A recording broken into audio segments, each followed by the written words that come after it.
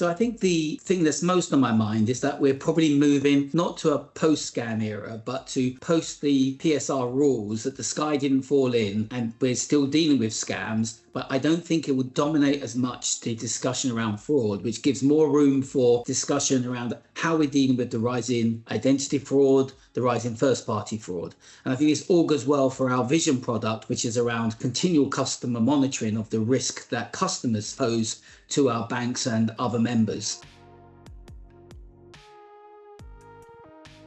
Of course, scams will still exercise, particularly our banking and payments members, and I'm looking forward to the greater adoption of our beneficiary checks and our victims of authorized push payment checking service, both of which will help our members to manage the risk of scams. In 2025, I'm really hoping to see greater involvement and the beginning of the conversations to integrate with our identity protection product called JustMe. I think this is really exciting, and if we can get some integration, I can see we can finally turn the tide in identity fraud.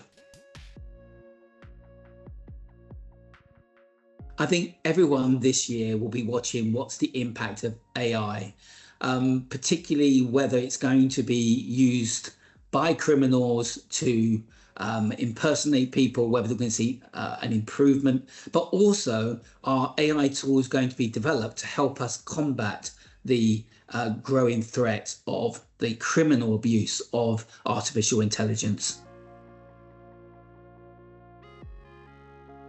So I'm also looking forward to the Global Anti-Scams Conference in London in March 2025.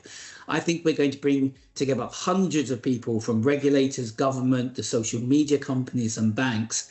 And I'd like to see this as a springboard for greater collaboration and bringing the social media companies closer to the counter-fraud environment and landscape. So I think I really am excited about the impact that conference could have.